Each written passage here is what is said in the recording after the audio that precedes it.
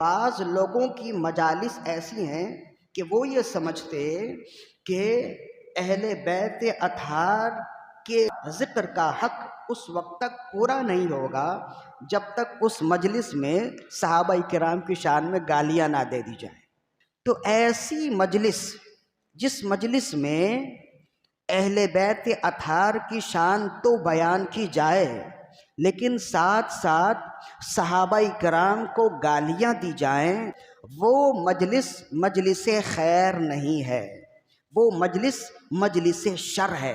اور اس مجلس میں بیان کرنے والا دین کی بھی مخالفت کر رہا ہے اور قانون یعنی ریاست پاکستان کی بھی مخالفت کر رہا ہے، اور ایسے لوگ اصلاح کا باعث نہیں ہوتے بلکہ تخریب کا باعث ہوتے ہیں۔ تخریب کاری یہیں سے شروع ہوتی ہے۔ اب جس مجلس میں صحابہ کرام کو اہل بیت اطہار پر ظلم کرنے والا بتایا جائے، اس مجلس سے جب لوگ اٹھ کر جائیں گے تو صحابہ کرام کو برا ہی کہیں گے، انہوں نے تو اپنے عالم سے یہی سنا، تو وہ برا کہیں گے اور صحابہ کرام کی شان میں وہ بھی گستاخیاں کریں گے۔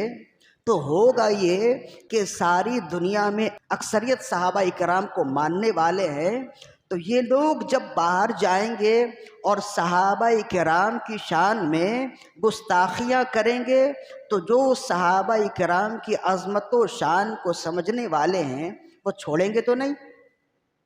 ظاہر ہے کہ ان کے نزدیک تو صحابہ ایمان ہیں، صحابہ دین ہیں۔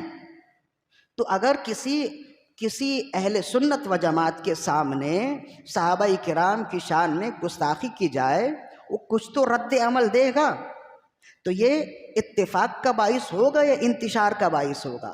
ظاہر ہے کہ انتشار کا باعث ہوگا۔ ایسے ہی اختلافات پھیلتے ہیں کہ بات 1 سے 2 میں ہوتی ہے، 2 سے 4 میں، اور پھر یہ ہے کہ بسا اوقات پورا شہر اختلاف کے اور فساد کے لپیٹے میں آ جاتا ہے۔ تو اس کی ابتدا کہاں سے ہوئی، اس کا آغاز کہاں سے ہوا؟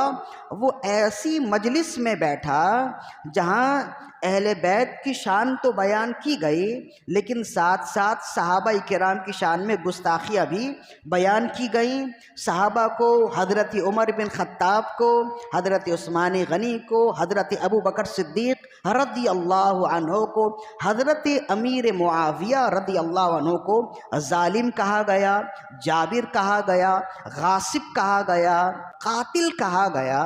جب اس مجلس سے کوئی شخص اٹھ کر جائے گا تو وہ یہی ذہن لے کر جائے گا، اور یہی ذہن لے کر جانے کے بعد جب وہ اپنے معاشرے میں پھرے گا تو جگہ جگہ اسی کا تذکرہ کرے گا، اور جب جگہ جگہ اسی کا ذکر کرے گا تو پھر وہ انارکی کا باعث ہوگا، وہ فساد پھیلانے والا ہوگا۔ تو اس کا آغاز اسی مجلس سے ہوا۔ تو معلوم یہ ہوا کہ جس مجلس میں اہل بیت کا ذکر تو کیا جائے لیکن ساتھ ساتھ صحابہ کرام کی شان میں گستاخیاں کی جائیں، وہ مجلس شر ہے۔ اور جس مجلس میں اہل بیت کا ذکر بھی کیا جائے، ساتھ ساتھ صحابہ کرام کی عظمت و شان بھی بیان کی جائے، وہ مجلس خیر ہے۔ اور اس مجلس میں، اس محفل میں بولنے والے بھی دین اسلام کے محافظ ہیں، اور اس مجلس میں سننے والے بھی دین اسلام کے محافظ ہیں۔ اس لیے کہ جس مجلس میں، جس محفل میں، جس نشست میں اہل بیت کی عظمت و شان بھی بیان کی جائے، صحابہ کرام کی عظمت و شان بھی بیان کی جائے، اس محفل سے جب لوگ اٹھ کر جائیں گے تو اپنے دل میں اہل بیت کی محبت بھی لے کر جائیں گے، صحابہ کی محبت بھی لے کر جائیں گے۔ تو یہی لوگ معاشرے میں امن کا باعث ہوں گے، یہی لوگ معاشرے میں اصلاح کا باعث ہوں گے۔ لہذا جس محفل میں جائیں، جس نشست میں جائیں، پہلے دیکھیں کہ بولنے والا کیا بول رہا ہے۔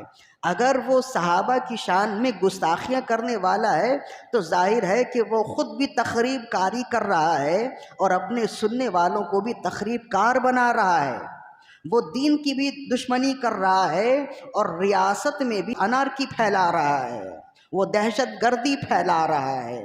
تو ایسے لوگوں کو روکنے کی ذمہ داری قانون نافذ کرنے والے اداروں کی ہونی چاہیے۔